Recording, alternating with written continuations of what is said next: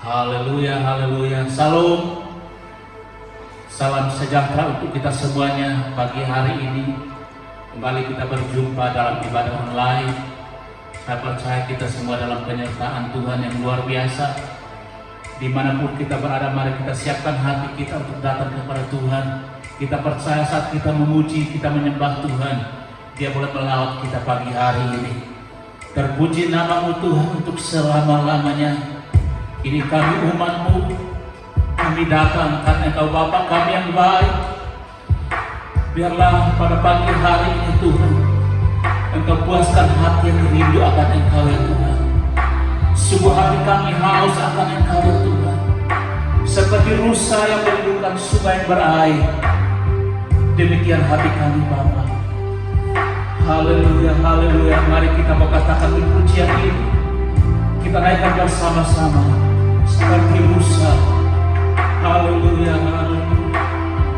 Kami mau berseru panggil nama-Mu Yesus. Seperti rusa rindu, sungaimu jiwaku rindu Engkau. Kaulah Tuhan asa hatiku, ku rindu menyembah. Katakan seperti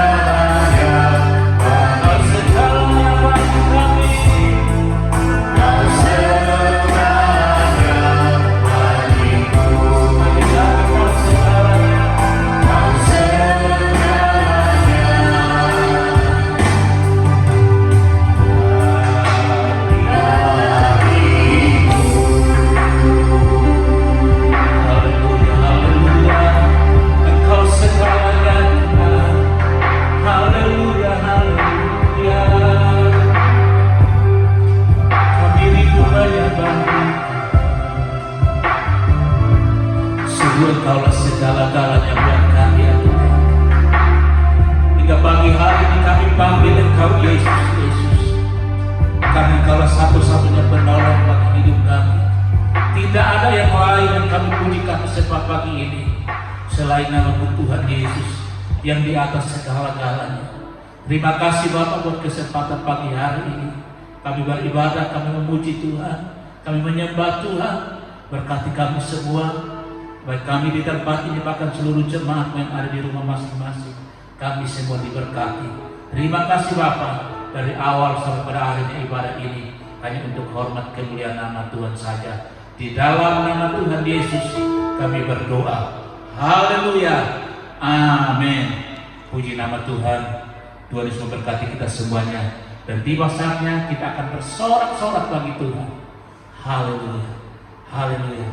Terpuji namamu Tuhan. Kami percaya kepada Allah yang luar biasa, Allah yang hebat, kuasanya sanggup menghancurkan segala musuh kami. Haleluya, namanya Tuhan Yesus. Sebab Tuhan Maha Besar. Haleluya.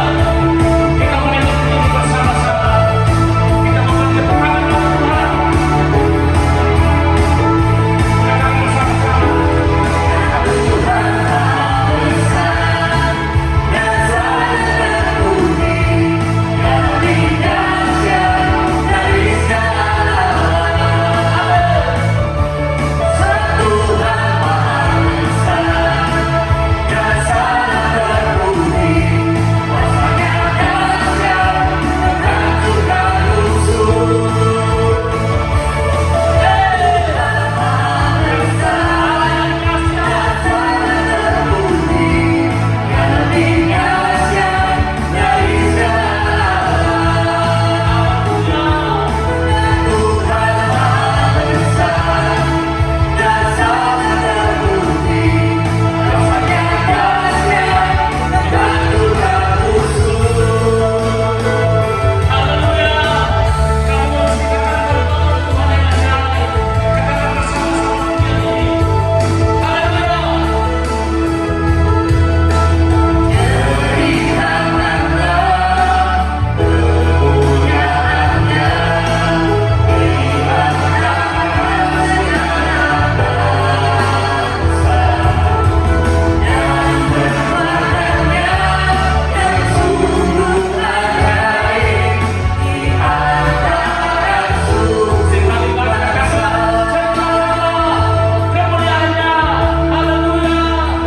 Sudah ada yang dahsyat.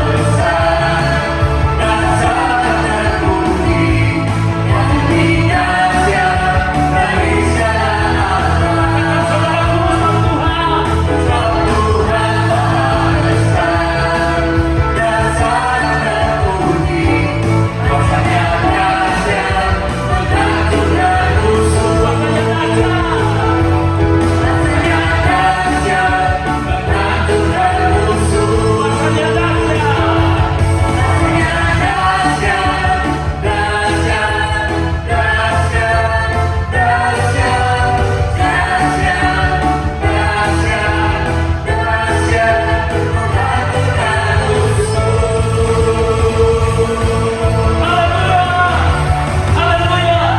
Kuasanya dahsyat menghancurkan segala musuh. Haleluya. Haleluya. Terpujilah nama Tuhan selama-lamanya. Untuk itu kita mau bangkit. Kita terus mau serukan nama Tuhan Yesus. Amin. Kita mau bangkit. Kita mau serukan nama Yesus. Karena nama Yesus di atas segala-galanya. Haleluya.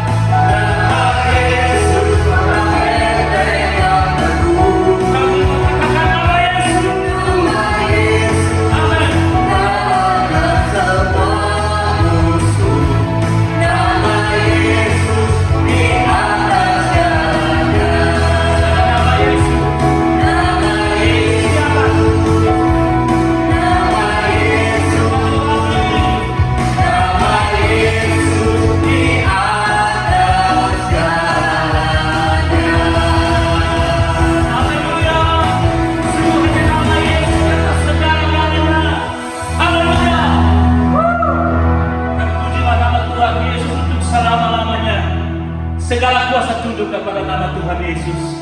Haleluya. Sungguh namamu ajaib. Nama Yesus nama yang luar biasa memberkati kami. Terima kasih Tuhan Yesus, dan kami percaya nama itu juga memberkati kami hari ini. Sehingga saat kami jatuh, Engkau yang mengangkat kami. Saat kami lemah, Engkau yang menopang kami ya Tuhan. Karena namamu ajaib padanya. Haleluya, bagi Tuhan tidak ada yang mustahil. Bahkan bagi kami orang percaya kepada-Mu ya Tuhan. Haleluya, haleluya. Kita menaikkan pujian bersama. Kita katakan bagi Tuhan tidak ada yang mustahil. Bagi Tuhan ada yang mustahil. Bagi Tuhan ada yang tak mungkin. Mujizatnya disediakan bagiku. Ku diangkat dan dipulihkannya. Bagi Tuhan tak ada yang mustahil.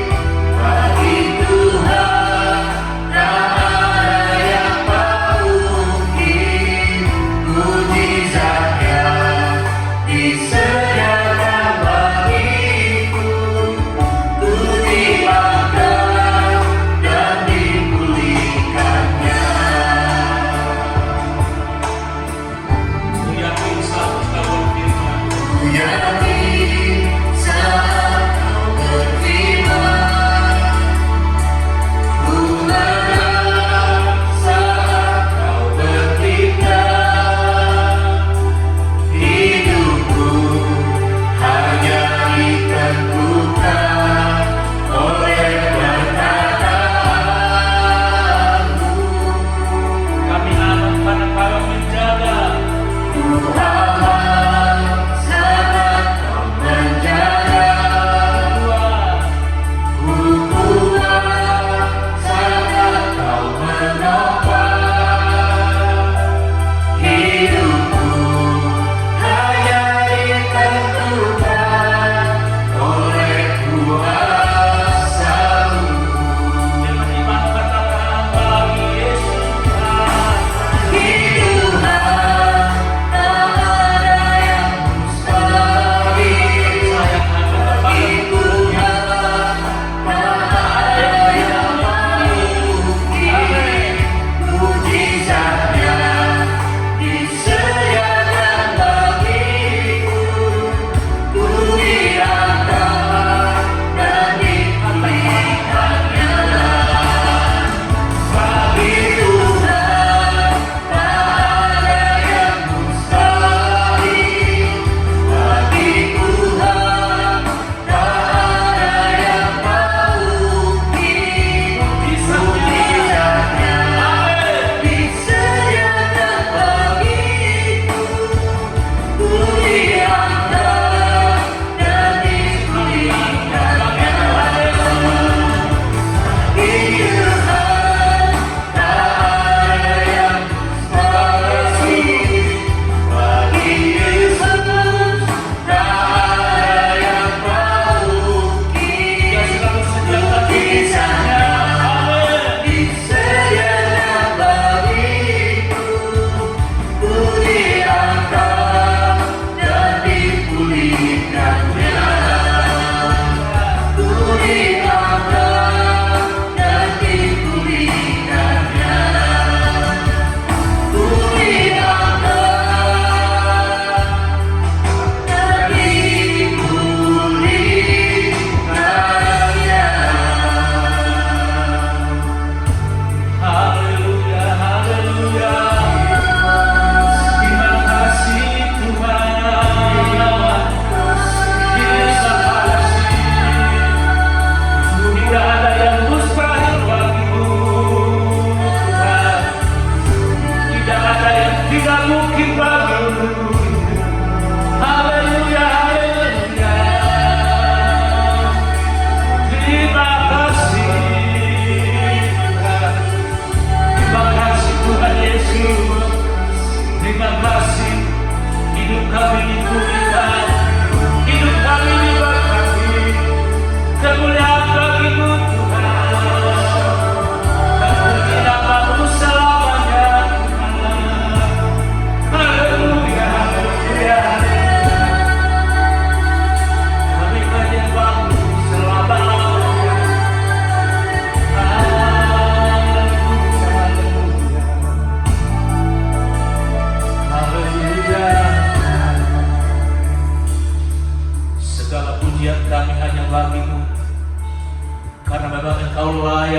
pujian kami Tuhan. Engkaulah yang bertata untuk selama-lamanya. Terpuji namamu untuk selama-lamanya. Di dalam nama Tuhan Yesus. Haleluya, haleluya. Untuk doa firman kami persilakan kepada hamba-Nya. Shalom saudara-saudaraku, mari kita akan mendengar firman Tuhan. Sebelumnya kita berdoa terlebih dahulu. Terpujilah Mesias kami, Tuhan Yesus Kristus. Engkau bukakan pikiran kami dan semua orang yang mendengarnya, sehingga kami mengerti akan firman-Mu dan menjadi pelaku firman.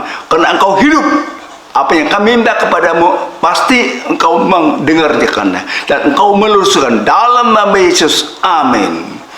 Saudara-saudaraku, mari kita membaca firman Tuhan yang terambil dari Mazmur 89 ayat yang ke-49 yang berbunyi, siapakah orang yang hidup dan yang tidak mengalami kematian, yang dapat meluputkan nyawanya dari kuasa dunia orang mati.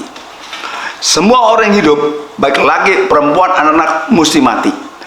Nggak ada yang tidak mati, semua mesti mati. Penyebabnya ada. Kenapa mesti mati? Kenapa nggak mesti hidup? Penyebabnya kita lihat dari saudara yang terambil dari Roma 1 ayat 25 yang berbunyi demikian. Karena itu, sebab mereka menggantikan kebenaran Allah dengan dusta dan memuja dan menyembah makhluk dengan melupakan penciptanya yang harus dipuji selama-lamanya. Amin. Jadi kita orang Kristen harus bicara ya di atas ya, tidak atas tidak. Tidak boleh berdusta. Kalau firman Allah berkata begitu, kita harus turut ikut ini. Kenapa kita menurut kita melanggar? Kita mementingkan diri kita sendiri. Bahkan rumah tangga kita sendiri, kita abaikan firman Tuhan. Ini tidak boleh, Allah tidak mau. Kalau Allah ciptakan manusia, harus manusia menurut dan melakukannya. Nggak boleh ngebantah. Makanya saudara, akibat begitu, makanya manusia mesti mati. Nggak ada yang tidak mati. Kena pelanggaran. Makanya saudara jangan melanggar firman Tuhan. Kalau mau diberkati oleh Tuhan Yesus, ikutin apa yang dia firman dan lakukan. Pasti saudara diberkati oleh Tuhan. Kita lihat lebih lanjut yang terambil dari Mazmur 107 yang berbunyi demikian. Mazmur 107 yang berbunyi ayat 11. Karena mereka memberontak terhadap perintah-perintah Allah dan menista nasihat yang maha tinggi, memberontak akan perintah-perintah Allah. Kalau Allah bilang kok begini, tapi dia melanggar, itu namanya memberontak. Mungkin saudara berkata, apa yang manusia melanggar memberontak terhadap perintah Allah? Kita main bukti. Kalau nggak ada bukti, saya nggak berfirman. Kita main bukti, benar nggak manusia memberontak kepada firman Allah? Kita lihat, kita buka dari Kejadian 2 ayat 16 dan 17. Lalu Tuhan memberi perintah ini kepada Musa, semua pohon dalam taman ini boleh kau makan buahnya dengan bebas, tetapi pohon pengetahuan tentang yang baik dan yang jahat janganlah kamu makan buahnya, sebab pada hari engkau memakannya pastilah engkau apa? Mati, saudara. Nah, maka Allah memberikan perintah semua pohon dalam taman Eden boleh engkau makan, hanya satu, yaitu pohon pengetahuan tentang yang baik dan yang jahat janganlah kamu makan, sebab pada hari engkau memakannya pastilah engkau mati. Ini perintah dari Allah. Apakah manusia menurut perintah Tuhan? Tidak, saudara. Ya, saya bukan ngomong gede, ya. Atau makin banyak orang Kristen pergi ke gereja cuma mendengar firman Tuhan yang disampaikan oleh pendeta, tapi untuk melakukan tidak. Tuhan berkata apa? Jangan kau makan buah pengetahuan baik dan jahat. Pas waktu engkau makan, kau pasti mati. Kalau dia nggak makan, pasti hidup. Karena dia makan, pasti mati. Si Hawa dan Adam pasti mati. Iblis berkata apa? Kita lihat lagi dari Kejadian 3 ayat 4 dan 5. Tapi ular berkata kepada perempuan itu, sekali-kali kamu tidak akan mati. Ini dusta. Nah, sekali, tapi ular berkata kepada petunjuk, sekali-kali kamu tidak akan mati, tapi Allah mengetahui bahwa pada waktu kamu makan matamu akan terbuka dan kamu akan menjadi Allah, tahu tentang yang baik dan yang jahat. Ini dusta. Ya, lihat, iblis belum pernah berkata kebenaran, yaitu ikutin firman Tuhan dan melakukannya. Selalu bohong. Makanya orang Kristen jangan dusta. Kalau dusta, capek pergi ke gereja, biar tiap minggu orang lihat rajin, tapi nggak ada hasilnya. Allah tidak memberkati. Karena apa? Karena orang itu dusta. Iblis berkata, kalau kamu makannya, engkau mengetahui, matamu akan terbuka dan kamu akan seperti Allah, tahu tentang yang baik dan yang jahat. Ini dusta.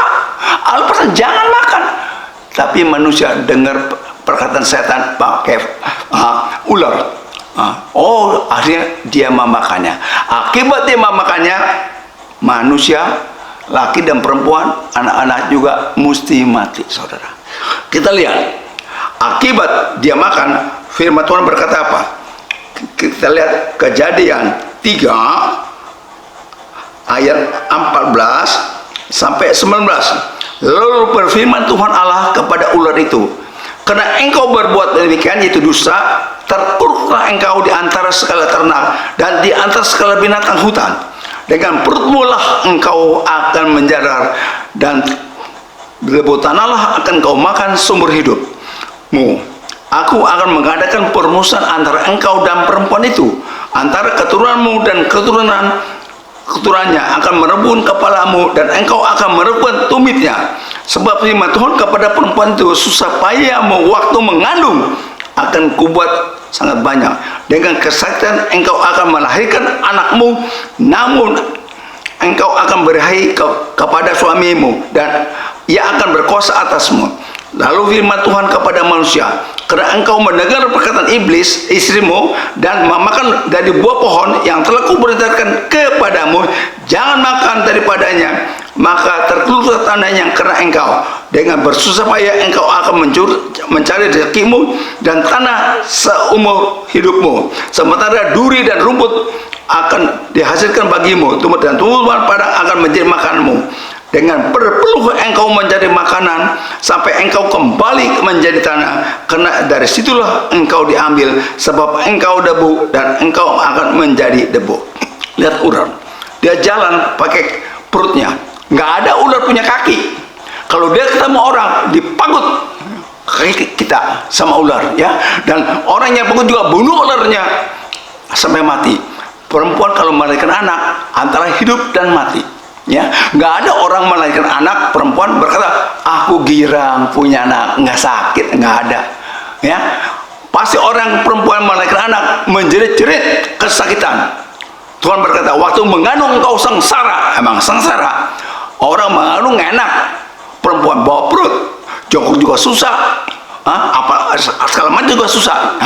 Dan juga lelaki, Tuhan hukum engkau harus mencari nafkah. Nggak ada seorang pria yang kawin sama wanita terus dia aja di rumah, isinya yang cari duit, pasti suaminya yang cari duit.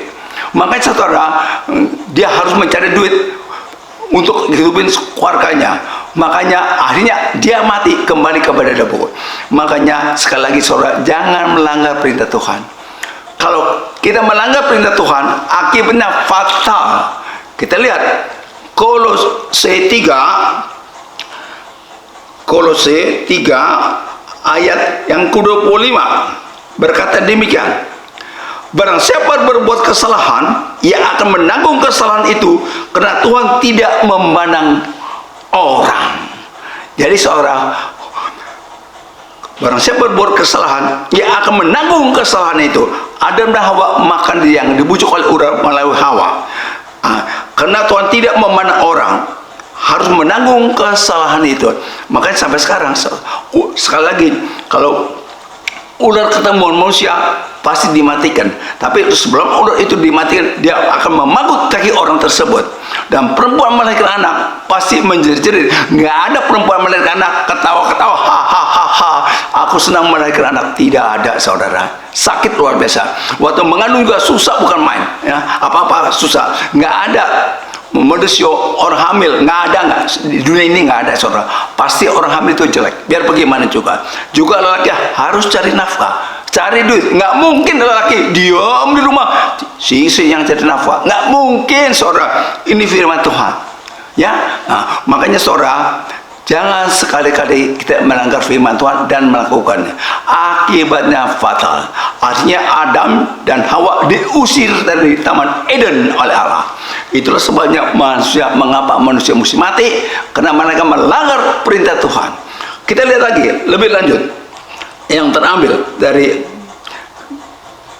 Kejadian 6 ayat 3 yang berbunyi, berfirmanlah Tuhan, rohku tidak akan selama-lamanya tinggal dalam manusia, karena manusia itu adalah daging, tapi umurnya akan 120 tahun saja.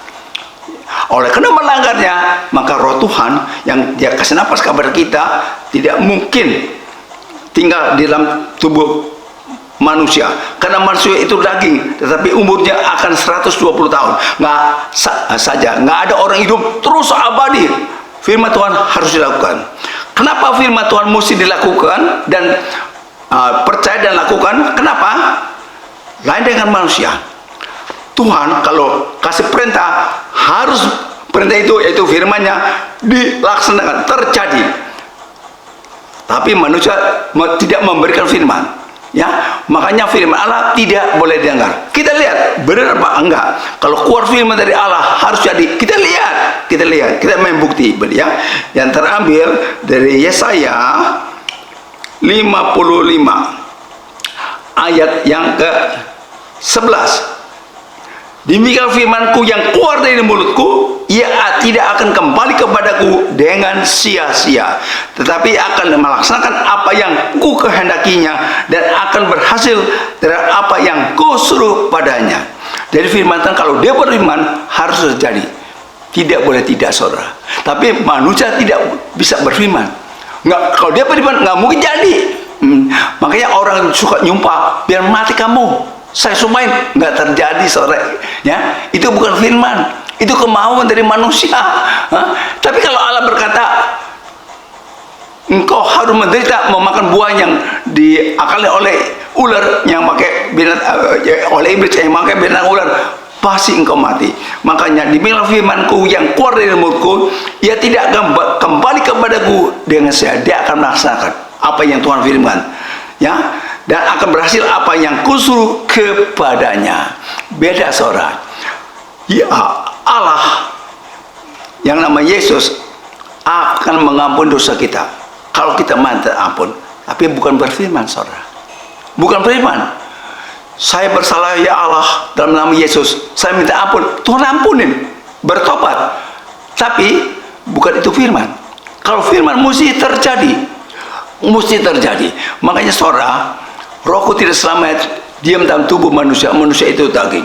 Kita lihat lebih lanjut, kita buka dari Yohanes 6 ayat 63 yang berkata begini, rohlah yang memberi hidup, daging sama sekali tidak berguna.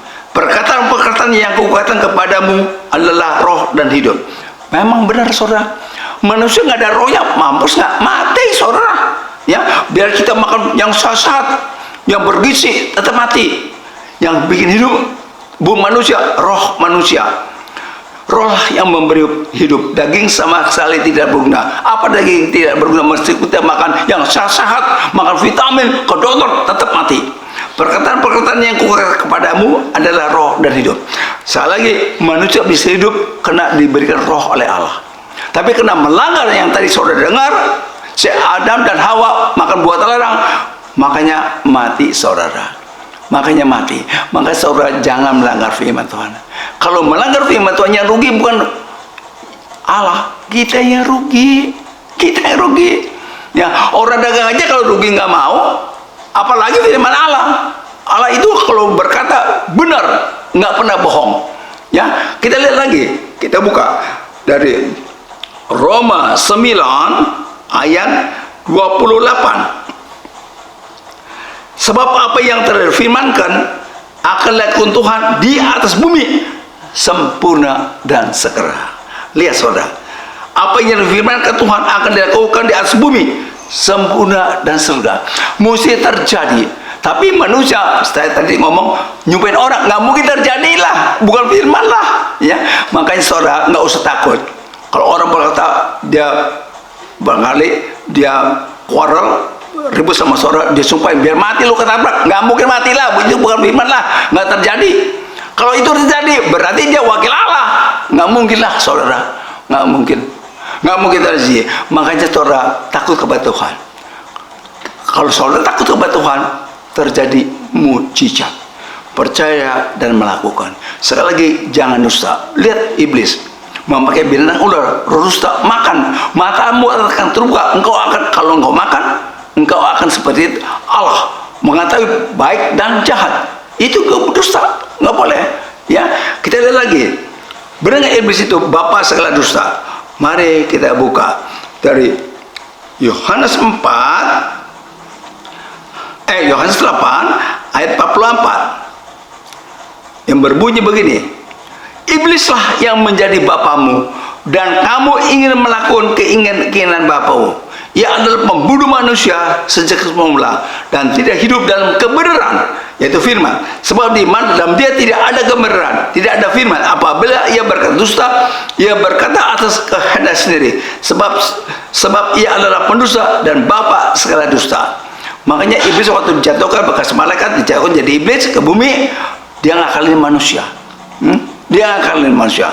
Memang ada 3 malaikat yang kita tahu. Satu Mikael, kedua yaitu yang Gabriel, ketiga Lucifer yang jatuh ke bumi. Yang jatuh ini mengganggu. Gelarnya bintang terang, putra fajar, luar biasa loh. Nggak percaya, kita lihat aja dulu ya. Dari yang kita ambil dari Yesaya 14 ayat 12. Wah, engkau sudah jatuh dari langit, hai bintang terang, benteng timur, putra fajar. Engkau sudah dipecahkan dan jatuh ke bumi, hai yang mengalahkan bangsa-bangsa. Kita tidak bisa melawan iblis. Gelarnya aja dulu waktu beloncat dijatuhkan ke bumi, bintang terang, putra fajar. Ya, Allah berikan gelar kepada dia, tapi dia ingin mengasihi Allah, dianggap dirinya hebat, Allah marah, jatuhkan ke bumi. Jadi roh pendusta kepada mereka. Ya, tadinya benar, sekarang jadi jatuh ke bumi, jadi dusta, karena ingin dia sama ke dirinya seperti ke maha tinggi. Ayat 13 kita baca dari Yesaya 14. Engkau yang tadinya berkata dalam hatimu, aku hendak naik ke langit, aku hendak mendirikan dataku mengatasi bintang-bintang Allah, dan aku hendak duduk di atas bukit pertemuan jauh di sebelah utara. Lihat, bintang terang, ya, Lucifer yang dijatuhkan ke bumi, ingin menandingin Allah. Dia ingin naik ke langit yang tinggi seperti Allah. Nggak bisa, saudara. Ya, oh, kalau Allah ciptakan sesuatu, baik malaikat, baik manusia, dia tahu niat apa dia, otak kita, dia tahu sama sekali. Sebelum kita ucapkan, dia maha tahu. Ya, saudara nggak percaya? Kita lihat, benar nggak dia maha tahu? Kita buka lagi dari Mazmur 39, kita baca Mazmur 39 ayat 1 sampai 6. Yang berkata begini, engkau, tunggu tuh, Mazmur 39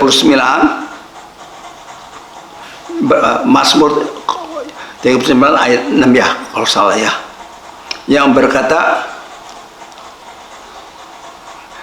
saya lupa ayatnya, tapi Mazmur 39 nggak salah. Yang berkata, engkau menjadi mengetahui aku, kalau aku duduk atau berdiri, engkau mengerti pikiranku dari jauh. Engkau merasa aku, ya, sebelum aku mengeluarkan perkataan, engkau telah mengetahui. Aku berdiri dalam berjalan, engkau mengetahui. Aku duduk atau berdiri. Lihat saudara, dia maha tahu. Jadi ya saudara, jangan anggap ini Tuhan tidak mengetahui. Dia mengetahui apa yang saudara perbuat. Dia tahu. Ya, mari kita biar sampai situ saja firman Tuhan. Mari kita berdoa. Terpujilah Allah yang hidup, Mesias kami Tuhan Yesus. Engkau telah berfirman kepada kami, kami percaya firman-Mu dan melakukan. Engkau buka pikiran kami sekali lagi sehingga kami mengerti akan firman-Mu. Jangan kami tidak mengerti sebagai orang percaya kepada-Mu. Oleh karena itu, biar berkat Tuhan Yesus kepada kita semua yang mendengar dan melakukan firman. Dalam nama Yesus, amin. Haleluya, puji nama Tuhan. Saya percaya kita semua diberkati dengan firman Tuhan hari ini, dan tiba waktunya kita akan terima perjamuan kudus. Sebelum kita akan terima perjamuan kudus hari ini, kita bersama-sama naikkan pujian ini. Pujian berkata bahwa bukan dengan barang yang mahal Yesus membayar, tetapi dengan darah yang sangat mahal Dia boleh menebus dosa kita. Haleluya, haleluya.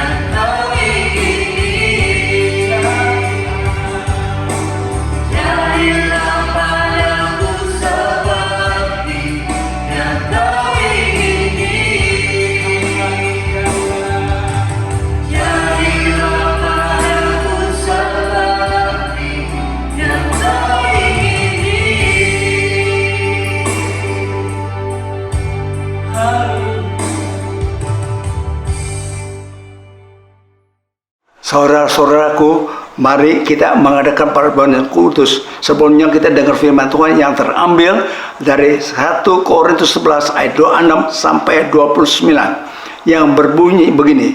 Sebab setiap kali kamu makan roti ini dan minum cawan ini, kamu memberitakan kematian Tuhan sampai Ia datang. Jadi barang siapa dengan cara yang tidak layak makan roti atau minum cawan Tuhan, ia berdosa terhadap tubuh dan darah Tuhan. Karena itu hendaklah tiap-tiap orang menguji dirinya sendiri, dan baru sesudah itu ia makan roti dan minum dari cawan itu. Karena barang siapa makan dan minum tanpa mengakui tubuh Tuhan, ia mendatangkan hukuman atas dirinya. Mari kita berdoa sebelum kita melakukan perjamuan kudus. Kita minta ampun dosa kita kepada Tuhan.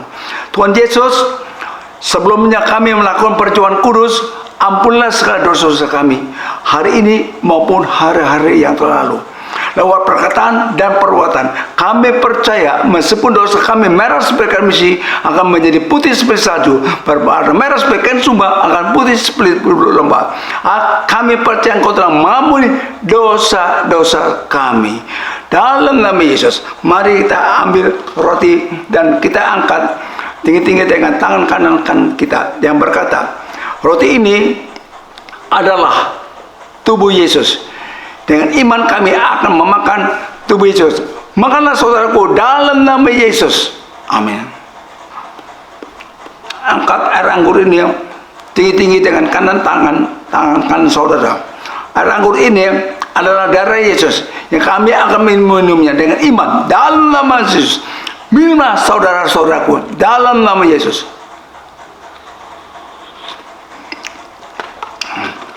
Terima kasih Tuhan Yesus. Oleh karena itu, saudara-saudara, terimalah berkat.